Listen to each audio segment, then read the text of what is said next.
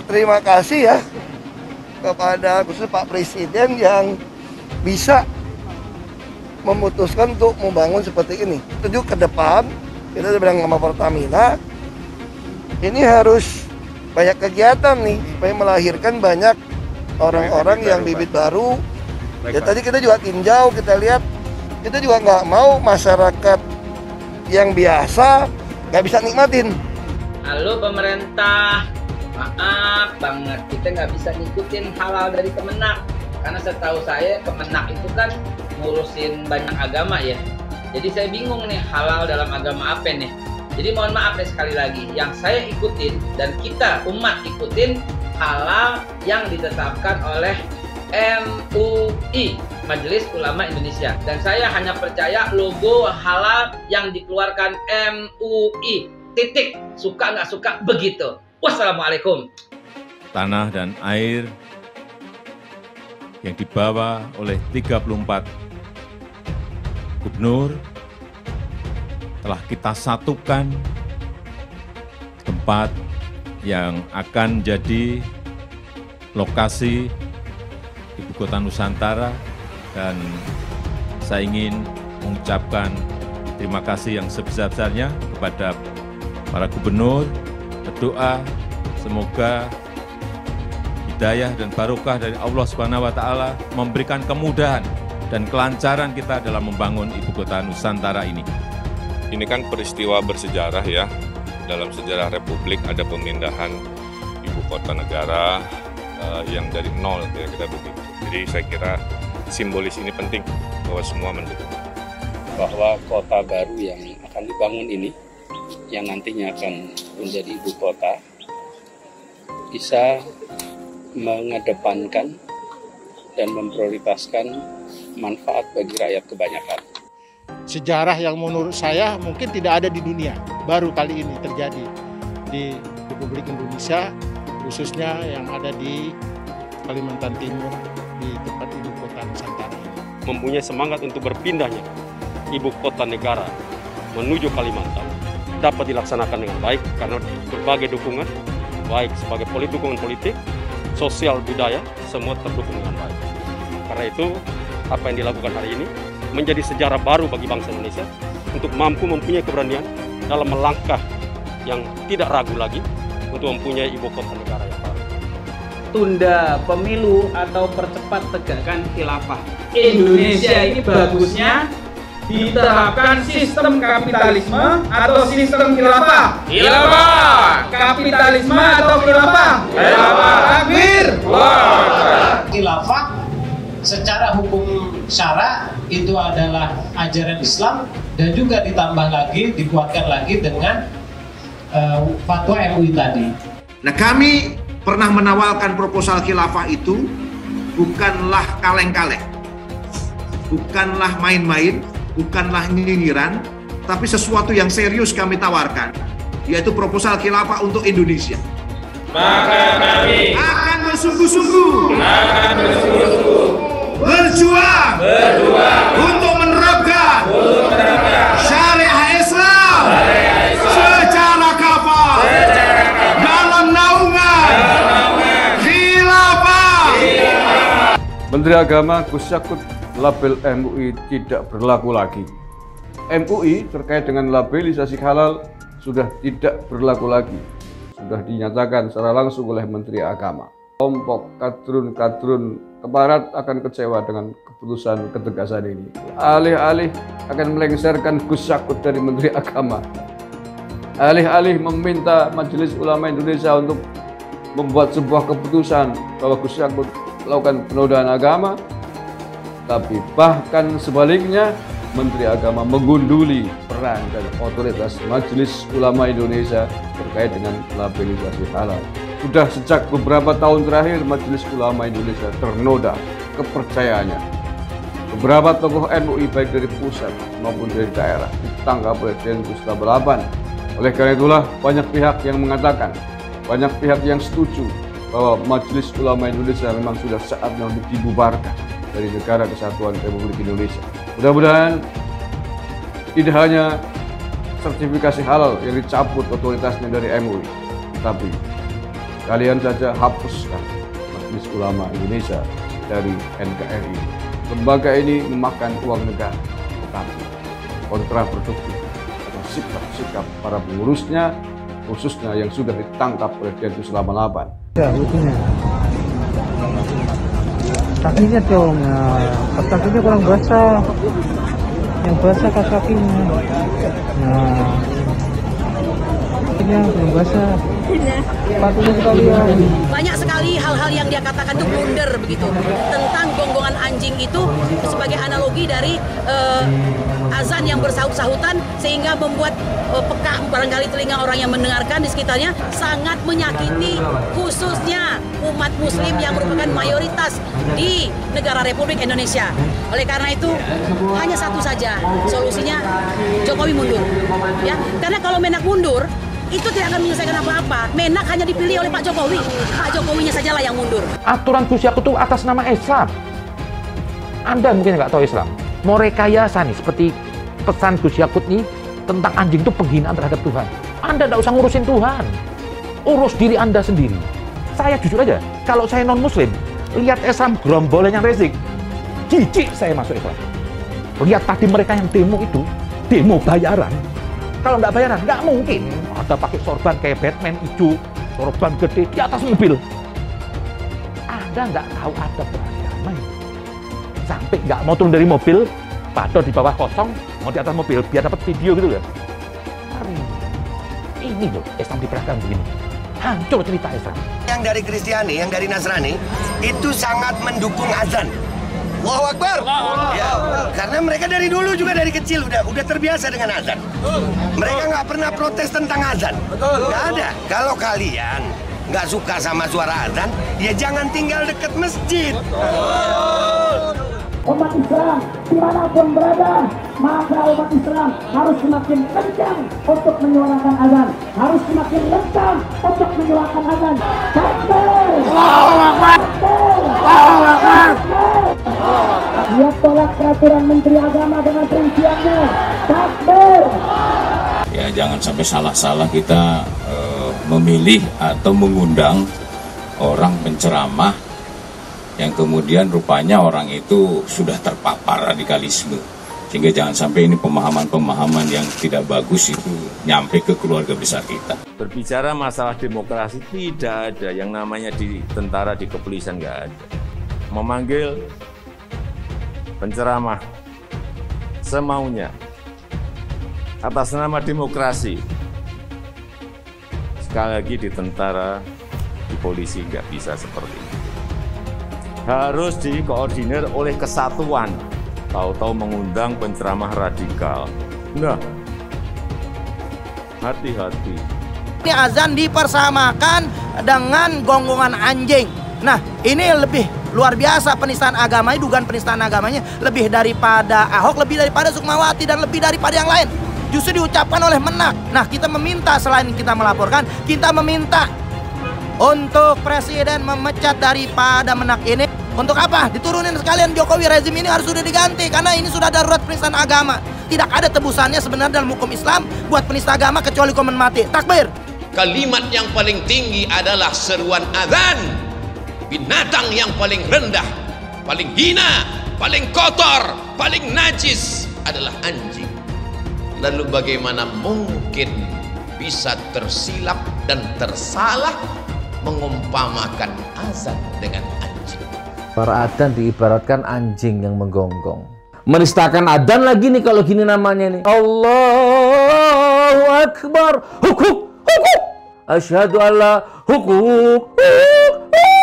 Gitu. Inilah makar Allah gitu ya. Dibilang kebanyakan makan uang haram kamu nggak terima.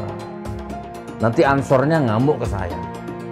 Kemarin Tuhanmu bukan orang Arab. Nah sekarang adzan disamakan dengan gonggongan anjing. Tuhan tidak tuli, Anda mau tuntut. Besok kalau ada orang mengatakan Tuhan tidak tidur, Anda mau tuntut. Kalau Pak Dudung mengatakan Tuhan kita orang Arab, baru bermasalah. Pancasila Soekarno, ketuhanan ada di pantat. Anak Tuhan dari mana? Kalau Yesus anak Tuhan, bidangnya siapa?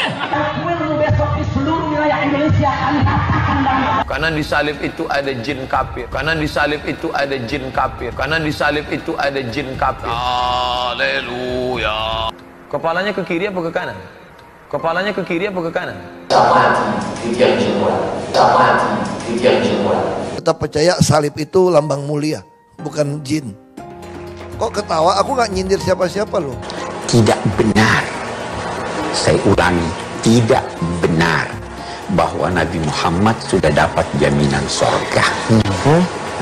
Nabi Muhammad tidak dijamin masuk surga. Islam masih jauh dari kesempurnaan. Jangan sok Islami lah. Hindarin tuduhan kafir ini semuanya.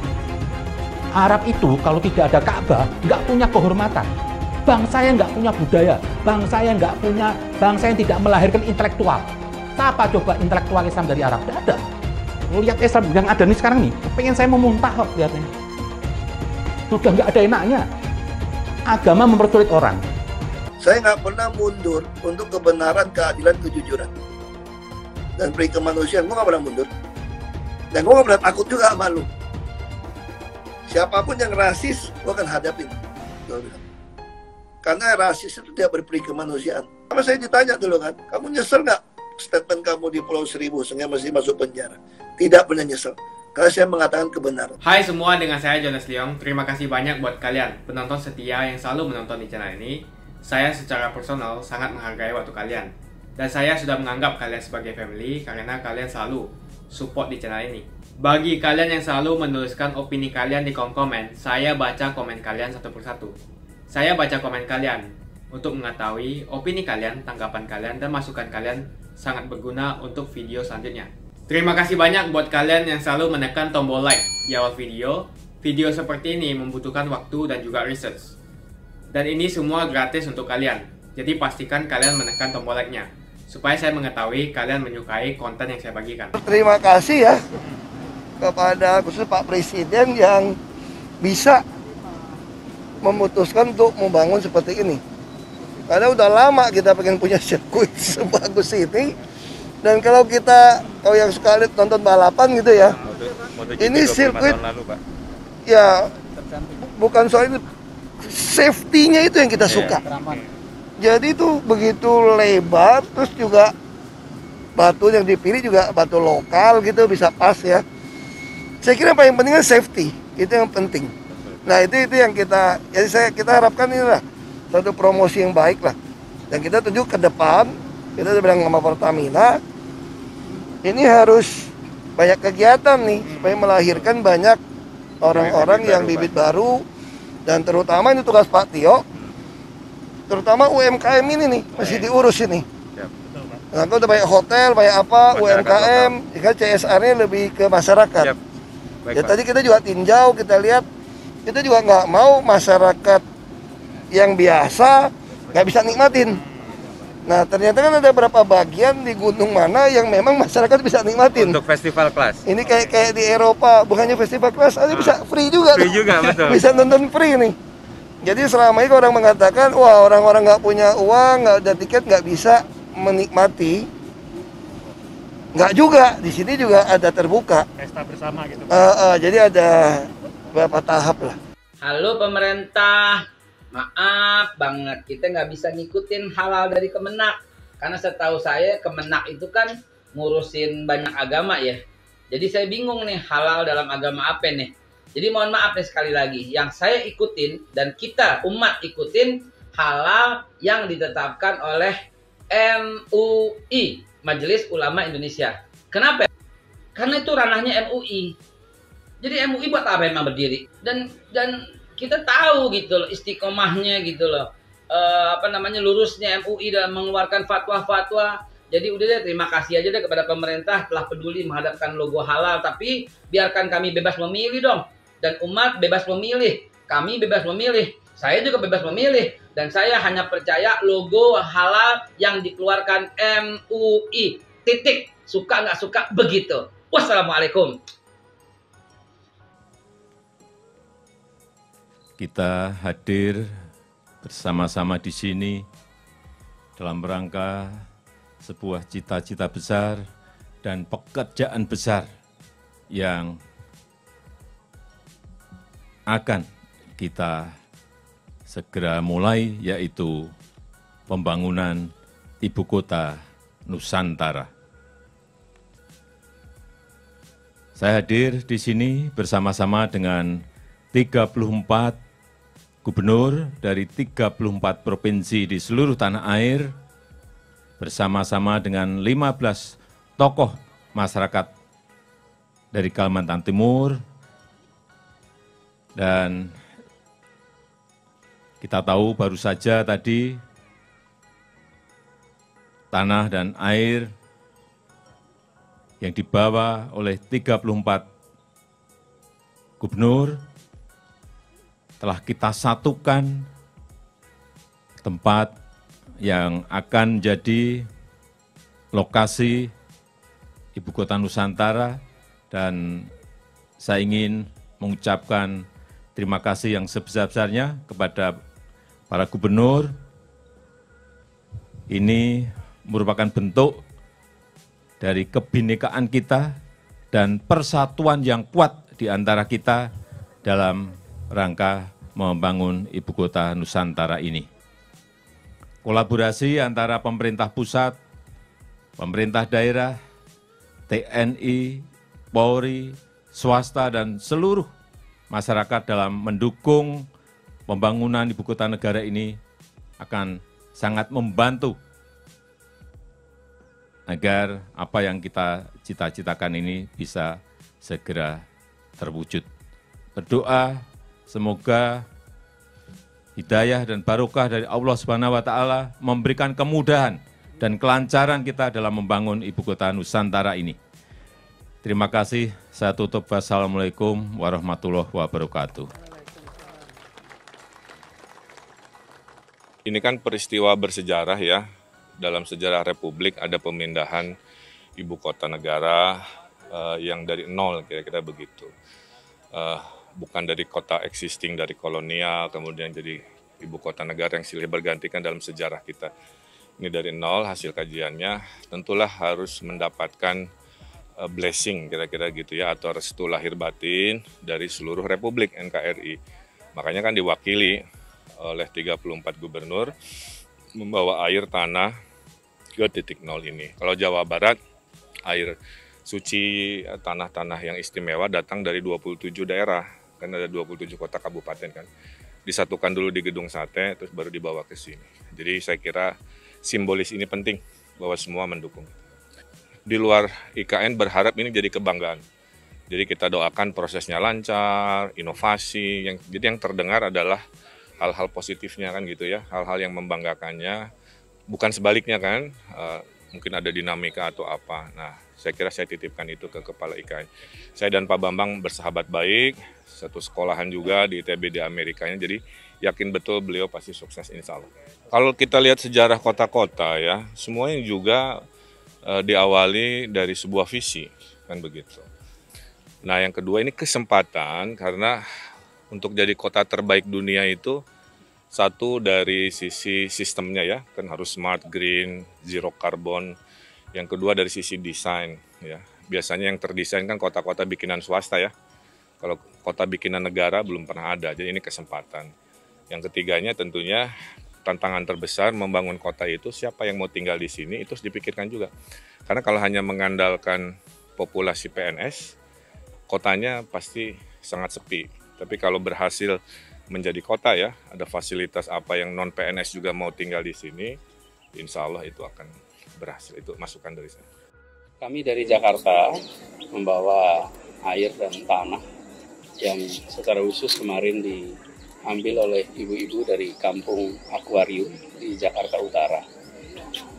Membawa harapan bahwa kota baru yang akan dibangun ini, yang nantinya akan menjadi ibu kota, bisa mengedepankan dan memprioritaskan manfaat bagi rakyat kebanyakan. Harapan itulah yang dititipkan lewat tanah ini. Semoga di kota yang dibangun ini, yang nantinya menjadi ibu kota, akan bisa menghadirkan pesan utama dan pertama atas pendirian Republik ini, yaitu menghadirkan keadilan sosial bagi seluruh rakyat Indonesia. Gini, bagi kami di Jakarta, ini harus dipandang sebagai peluang untuk semakin mempercepat pembangunan di Jakarta sebagai salah satu kota global dunia. Kota global dunia yang setara dengan kota-kota global lainnya. Jakarta adalah megapolitan terbesar di belahan selatan bumi. Dan ini harus dijadikan sebagai kesempatan mempercepat. Unsur-unsur utama kota global adalah mobilitas penduduk berbasiskan kendaraan umum dan ramah lingkungan. Kami di Jakarta menyambut ini sebagai sebuah kesempatan untuk kita mempercepat untuk Jakarta menjadi salah satu pusat kota global dunia. Dan kota global itu bukan saja aspek ekonominya, tapi juga aspek budaya, aspek sosial, aspek pendidikan yang itu semua harus dikembangkan. Sangat terharu dan sangat sekalian bangga. Seterusnya terima kasih. Sebuah acara kenegaraan Negara Kesatuan Republik Indonesia yang pada hari ini seluruh gubernur, seluruh daerah kumpul dan menyatukan tanah-tanah yang ada di seluruh wilayah Indonesia ini. Jadi ini sebuah sejarah yang menurut saya mungkin tidak ada di dunia. Baru kali ini terjadi di Republik Indonesia, khususnya yang ada di Kalimantan Timur, di tempat ibu kota Nusantara ini. Presiden Soekarno mau memindahkan ibu kota tahun 57 ke Kalimantan Tengah, Palangkaraya. Kemudian Pak Presiden Soeharto juga ingin memindahkan tapi di Jonggol. Tidak jadi. Kemudian juga Bapak Presiden SBY juga akan memindahkan itu ke Jonggol Selatan. Artinya beliau memiliki sebuah,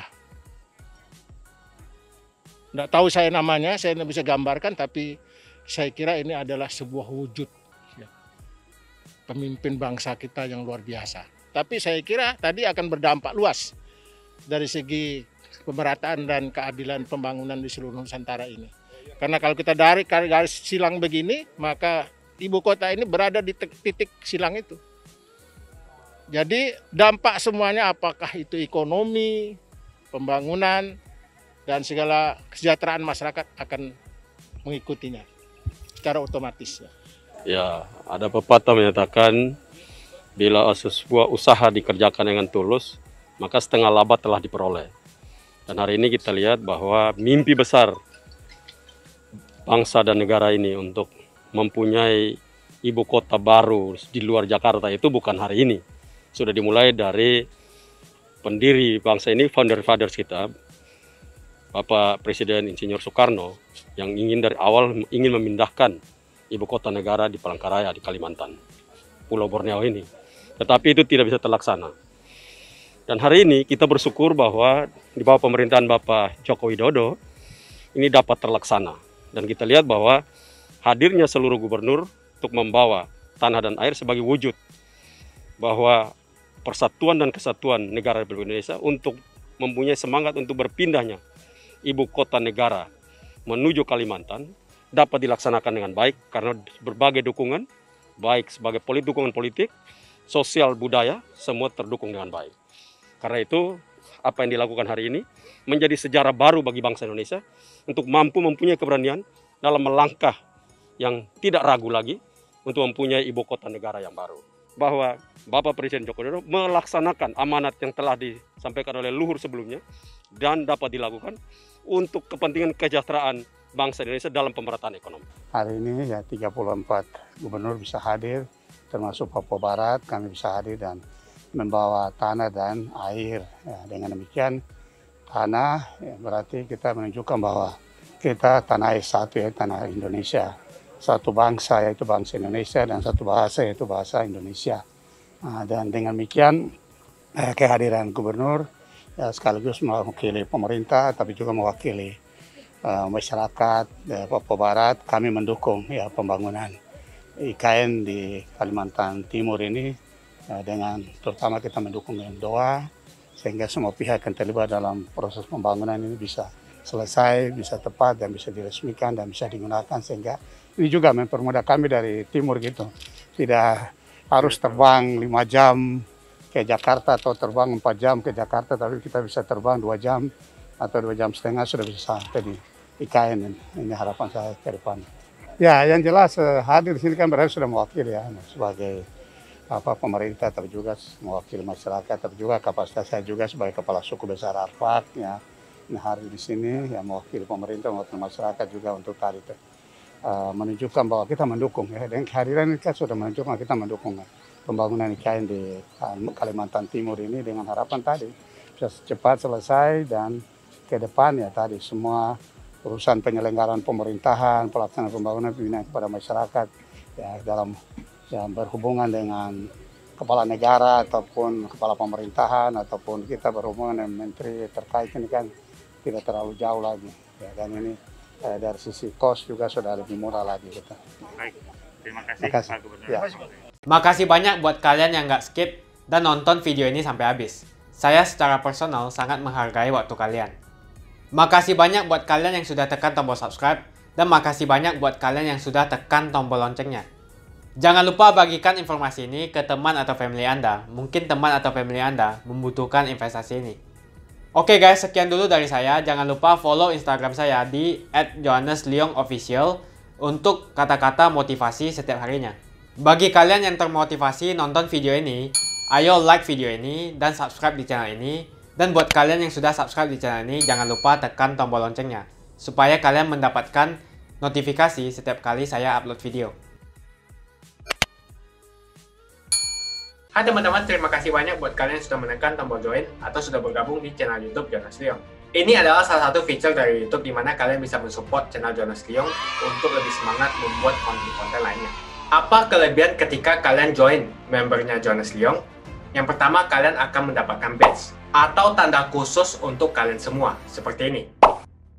Kita mulai dari new member, 1 bulan, 2 bulan, 6 bulan, 1 tahun, dan juga 2 tahun. Jadi semakin lama kalian berlangganan dengan membershipnya Jonas Leong, maka badge Anda akan berevolusi menjadi lebih bagus dan menjadi lebih baik lagi.